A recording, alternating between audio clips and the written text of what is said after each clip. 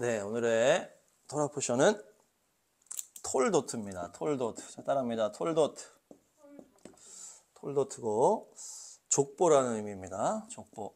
그래서 족보. 원형은 톨레다예요. 톨레다. 톨레다. 자, 따라합니다. 톨레다. 톨레다가 이제 이것이 내력, 계보, 뭐 족보, 자손, 세대, 종족, 자손, 세대, 뭐 이런 의미였죠. 그리고 이것이 얄라드에서 나왔습니다. 얄라드. 자, 따라합니다. 얄라드. 얄라드는 나타, 해산하다, 출산, 그리고 순산, 창조, 만들다, 뭐 이런 의미입니다. 그래서 이 족보가 성경에서 많이 나오는데 우리가 족보를 가볍게 보면 안 되고 아주 정확하게 봐야 되고 아주 확실하게 믿어야 된다. 정확하게 봐야 되고 믿어야 된다, 이 족보를. 그래서 이것은 어떤 옛날 스토리의 어떤 프롤로그다, 막 이렇게 간단하게 보는 것이 아니고 이것은 정말 이 역사의 사실이다, 이렇게 봐야 된다. 사실이라는 거에 좀 초점을 맞춰줘야 되고, 그리고 이것은 하나님의 역사의 실체다, 이렇게 보는 거예요. 하나님의 역사, 하나님의 역사의 증거다, 이렇게 봐야 되는 거죠. 그리고 하나님의 다스리시고 통치하신다는 것에 딱 증거가 된다는 게 족보가. 그래서 성경에는 어떤 중요한 인물이나 사건이 나올 때 족보가 나옵니다. 그래서 어떤 이 인물의 근본이 어딘지, 어떻게 해서 왔는지, 어떤 사실관계를 통해서 이렇게 나오는 거예요. 그래서 성경의 인물을 소개할 때 뭐 누구의 아들 누구, 아니면 이 사람의, 이 왕의 어머니는 누구였다, 이렇게 하면서 그 위에를 자꾸 얘기를 하면서 그거 다 족보입니다.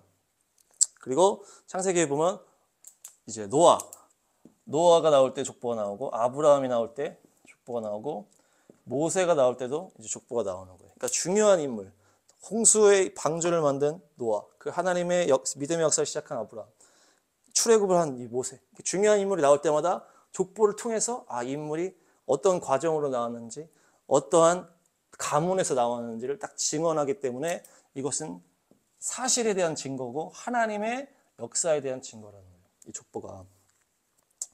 네. 그래서 이제 마태복음, 복음서에서도 예수님의 그 출생을 딱 얘기할 때 족보를 딱 얘기하잖아요.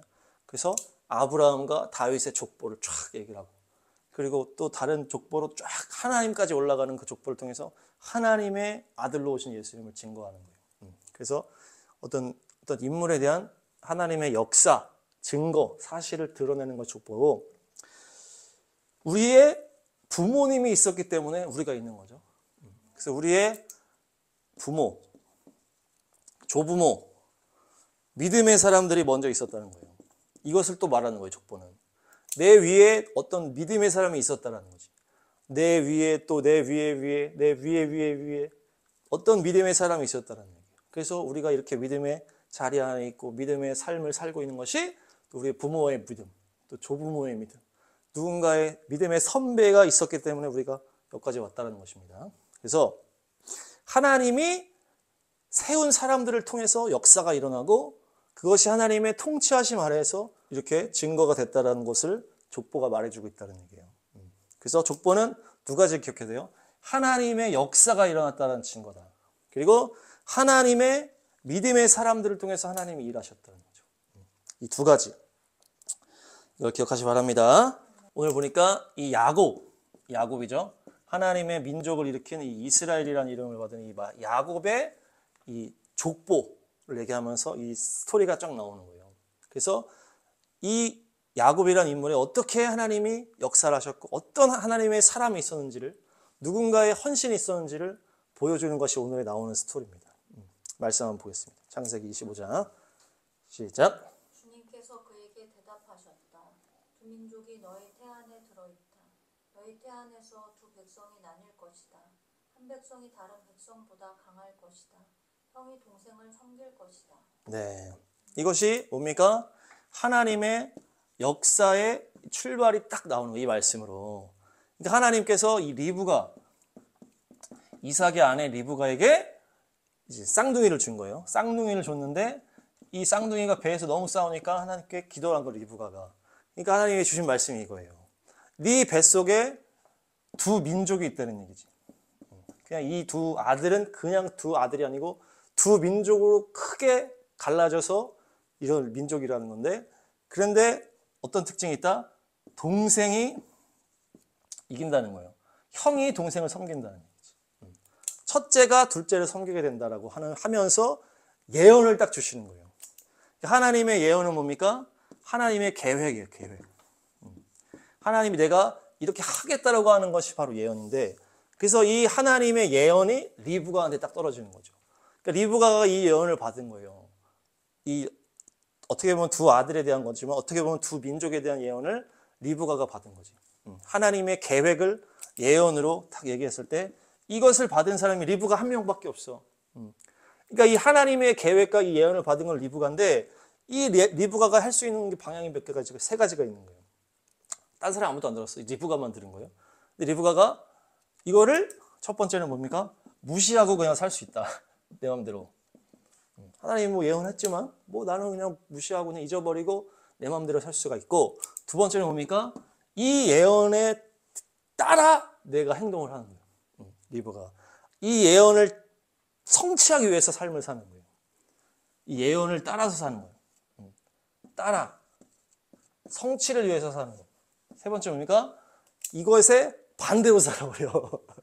이 선택지가 세 가지라는 얘기. 무시하고 내 마음대로 살든지, 이 말씀을 따라서 내가 이것을 성취하기 위해서 살든지, 아니면 아니 왜 둘째가 첫째를 섬기게 해? 하나님도 참 이상하셔. 나는 이렇게 하기 싫어하면서 자기가 막 이렇게 할 수, 반대로 할 수 있다는 얘기죠. 반대로 할 수 있다는 얘기. 이 세 가지 선택지가 있지만 리브가는 어떻게 한 거예요? 그 예언을 따라 사는 사람이에요. 그래서 다음 말씀 보면 알수 있어요. 다음 말씀 시작. 이삭은 에서가 사냥해온 고기의 맛을 들이더니 에서를 사랑하였고 리브가는 야곱을 사랑하였다. 리브가는 야곱을 사랑했다는 거예요.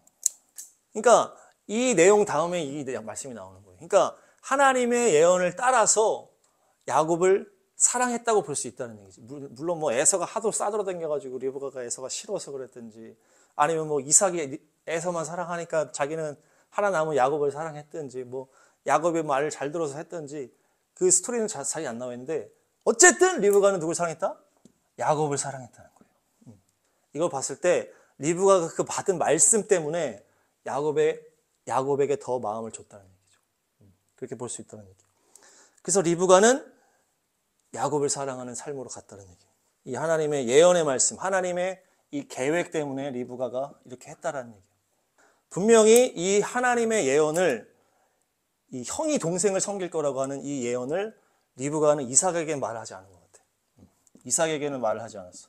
이삭이 나중에 축복할 때 보니까 전혀 그런 게 없고, 그러니까 리브가가 뭐 이삭이 안 받아들일 수도 있고 어떻게 될지 모르기 때문에 그 하나님께 받은 예언, 하나님의 계획을 자기가 품고 자기가 이 말씀에 따라서 삶을 살면서 야곱을 사랑했다는 얘기예요. 그 말씀대로 되도록 행동했다는 거예요. 그 말씀대로 되도록. 그래서 둘째 야곱을 사랑하는데, 이 리브가가 야곱을 사랑했다라고 한 이 말씀 다음에 바로 무슨 사건이 벌어집니까?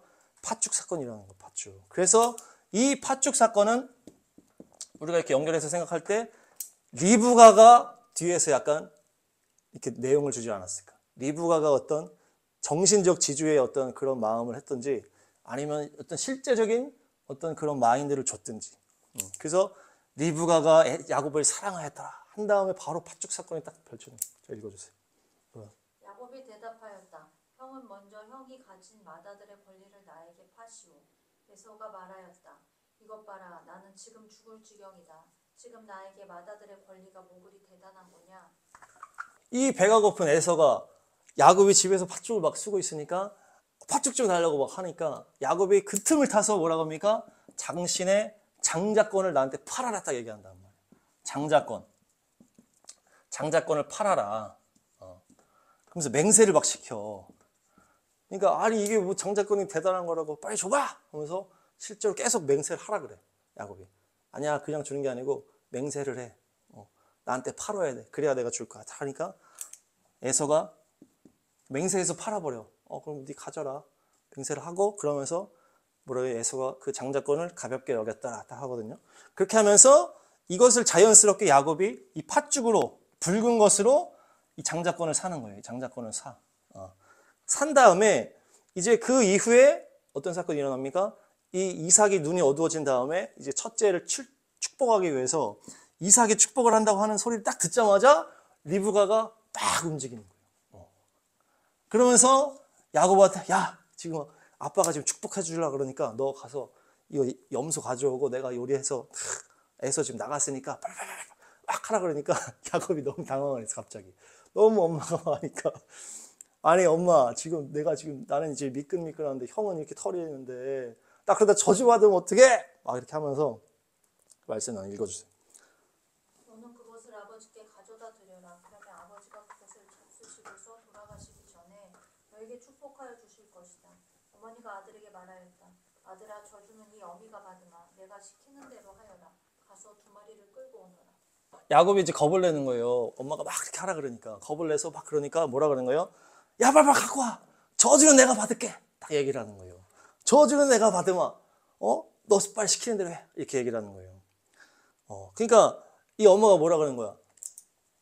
엄마가 저주를 너무 사랑해서 이러는 거예요? 아, 난 저주를 받고 싶어. 이게 아니잖아. 이게 무슨 말이야? 이것이 저주가 없다는 걸 알고 있는 거예요. 리브가는 그 말씀을 들었잖아. 예언의 말씀. 하나님의 뜻과 계획을 들었단 말이야. 하나님의 뜻이라는 걸 지금 알고 있단 말이야. 리브가가. 이렇게 하는 것이.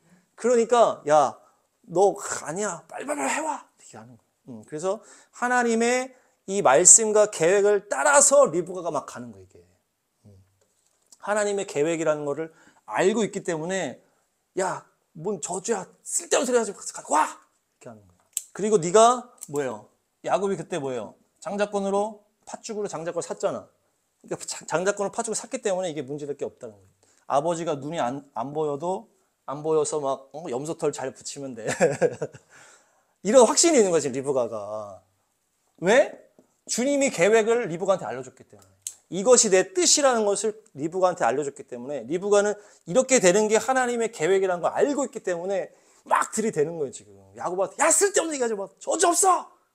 저주 내가 받을 테니까 막 이렇게 하는 거예요. 그런 리브가에게 확신이 있었다. 하나님의 말씀이 있었기 때문에. 하나님의 예언이 있었기 때문에. 형이 둘째 섬기게 될 거라고 하는 그 하나님의 예언을 따라서 갔다는 얘기예요. 리브가가. 그러니까 리브가는 하나님의 예언을 받고 이것이 하나님의 계획이라는 것을 알았기 때문에 하나님의 말씀에 자기의 삶을 걸었다는 얘기예요.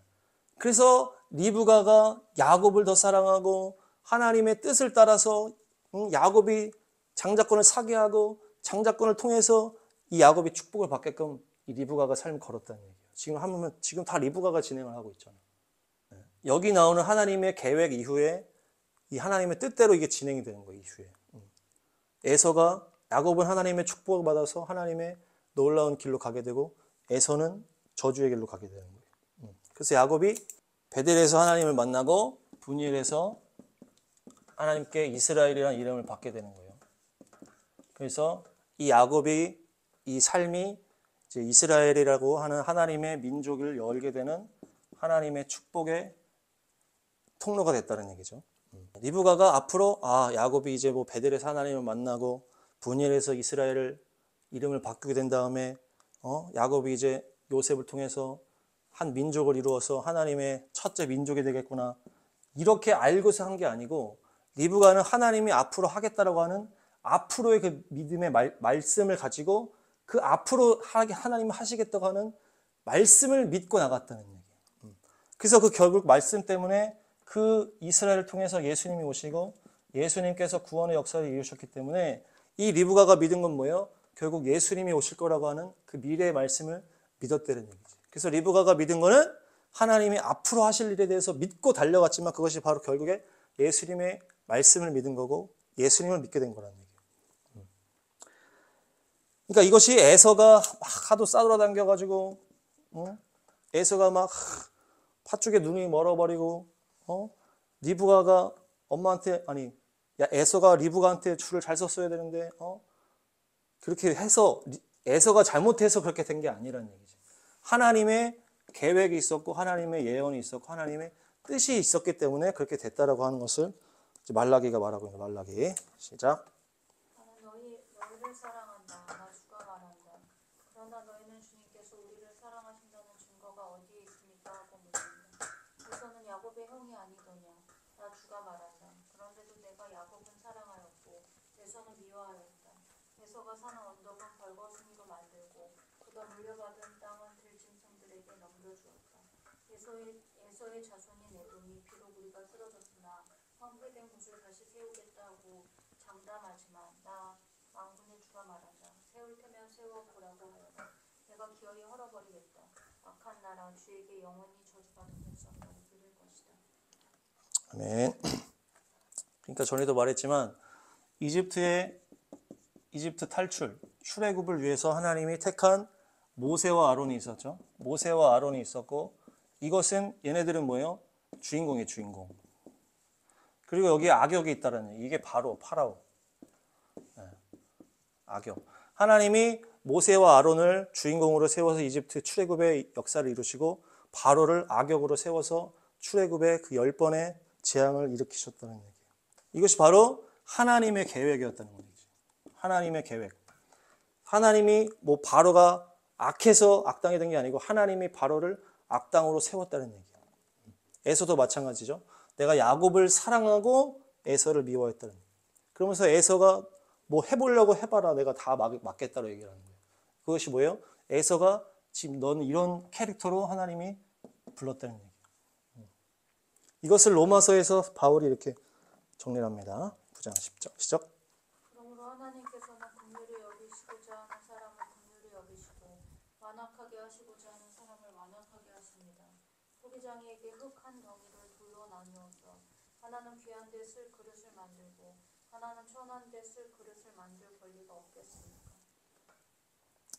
토기장이의 비유를 가지고 토기장이가 귀한 그릇,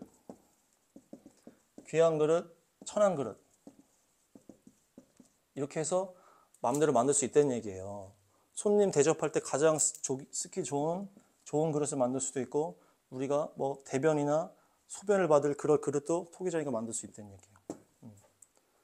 하나님의 계획 안에서 하나님의 뜻 안에서 그렇게 진행된다는 얘기예요. 너가 뭔데 하나님한테 이래라 저래라 할 수 없다는 얘기죠. 하나님이 창조주시고 우리가 피조물이기 때문에.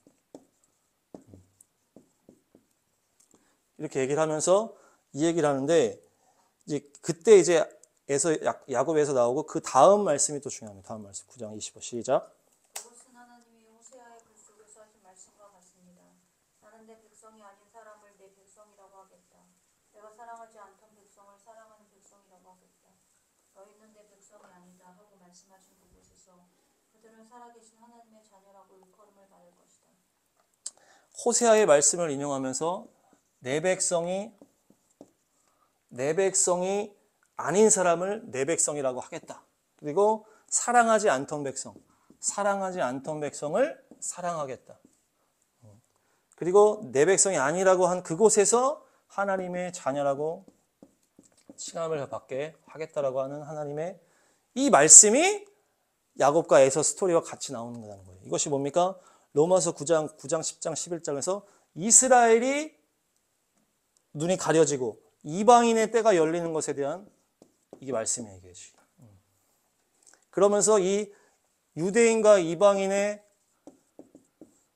이방인이 눈이 열려지고 유대인이 눈이 닫혀지고 하는 이 스토리를 가지고 야곱과 에서의 스토리를 가져왔다는 얘기예요. 그래서 내 백성이 아닌 곳에서 내 백성이 아니라고 했던 그곳에서 내 백성이라고 하겠다. 이방인이 그전에는 내 백성이 아니라고 했지만 하나님 이제 내 백성이라고 합니다. 사랑하지 않았던 이방인을 이제 내가 사랑하겠다고. 그게 유대인과 이방인의 관계 속에서 나올 때 이 야곱과 에서의 스토리가 나온다는 거예요. 그러니까 이 복음이 누구한테 먼저 열렸다고 볼 수 있어요? 전체적으로 봤을 때 이방인의 때가 먼저 열렸다고 했죠. 복음 이후에. 그것이 이 하나님의 뭡니까?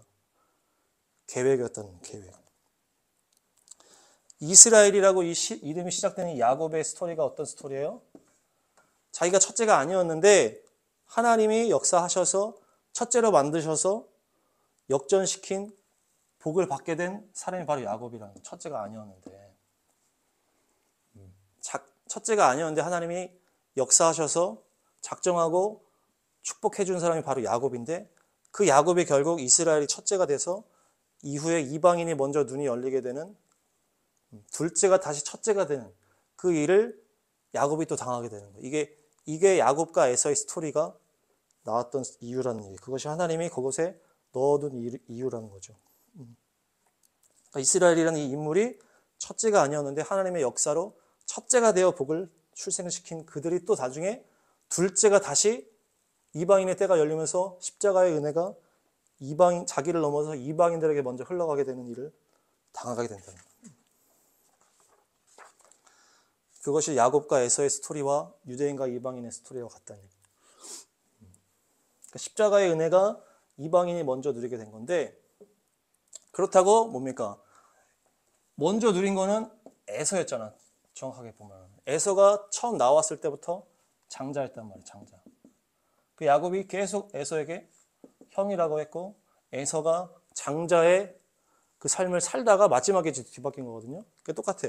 유대인들이 예수님이 처음에 오셔서는 유대인들을 대상으로 사역했다라는 얘기예요. 그래서 이방인 이 여자한테 뭐라고 했어요? 내가 내 자녀의 떡을 계약해 주지 않는다고 하면서 예수님이 처음 대상은 또 유대인을 대상으로 했어. 그리고 제자들도 유대인이었기 때문에 유대인 대상으로 했고 그러면서 사도 바울로 이제 베드로에서 사도 바울로 바뀌면서 근데 어쨌든 처음에 복음이 유대인에게 들어갔다는 얘기예요. 에서가 처음에는 장자였다가 시간이 지난 다음에 야곱으로 인해서 이게 바뀌는 것을 에서가 겪었던 거예요. 근데 똑같이 이 야곱의 자손 이스라엘 백성이 처음엔 장자였다가 나중에 십자가 이후로 다시 자기들이 밀리게 되는 그것을 경험하게 됐다는 이것이 하나님의 야곱과 에서의 그 삶의 역사였던 그것이 결국에 이 유대인과 이방인의 역사로 나타난다는 얘기예요. 그것이 같은 원리였기 때문에 하나님이 그렇게 계획을 리브가한테 알려줬다는 얘기예요. 재미있는 거는 야곱과 에서가 뭡니까? 이 유대인과 이방인의 차이가 어떤 차이예요 지금? 얘네 둘이 쌍둥이잖아요. 쌍둥이. 그냥 보면 너무나 똑같다는 얘기. 그냥 그 순서도 거의 잠깐 먼저 나온 차이밖에 없다는 얘기. 이 쌍둥이 나올 때 거의 이제 차이가 없잖아요. 나올 때 둘이 거의 같이 나온 거니까. 그러니까 유대인과 이방인의 어떤 그 순서나 이런 것들이 다 완전히 쌍둥이인데 잠깐 차이도 있게 됐다는 얘기. 그러니까 이제 유대인과 이방인의 차이가 없다는 얘기죠. 결국 그래서 마지막 때는 하나님이 이스라엘 나라 회복시키시면서 한 세 사람의 역사를 유대인과 이방인 동시에 일으키고 계시다는 것이 하나님의 계획이고 지금 이루어지는 거다. 그러니까 하나님의 뜻대로 이 땅이 흘러가게 되는데 우리는 아까 리브가가 했던 것처럼 뭡니까? 하나님의 말씀을 듣고 그 뜻대로 그걸 달려가는 거예요. 무조건. 그 말씀 위로 막 달려가는 거예요. 아, 이거 하나님의 뜻이야. 하나님의 계획이야. 이것을 우리의 삶을 이 말씀에 던져버리는 거예요. 리브가가 했던 것처럼. 그러니까 마지막 때 하나님이 이스라엘 높이는 게 하나님의 뜻이다 하면은 뭐 그냥 거기에 던져버린 거예요. 우리의 그 하나님의 계획이라고 하는 그곳에 우리가 나아가는 거예요. 그래서 무조건 이스라엘 편에 서서 야, 뭐 에서가 서운해하면 어떡하냐.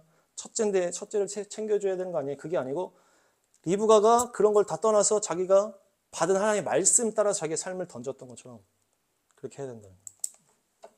우리로 연결하면 우리가 이 문산이라는 이 땅으로 하나님이 보내신 것도 하나님이 보내신 거고 또한 복음 통일을 위해서 기도하고 또 한국 교회가 복음 통일을 위해 이스라엘 선교하면서 또 탈북민들과 함께 북녘 신앙 성도들과 함께 마지막 그 유대인 정통 유대인들을 선교 완성하는 것이 우리의 마지막 사명이다라고 하는 것을 우리가 하나님의 감동으로 우리에게 줬으면은 이것이 하나님의 뜻이면은 그냥 리브가가 그냥 그 말씀에 자기 삶을 던졌던 것처럼 우리도 그 말씀에 삶을 던지는 거예요.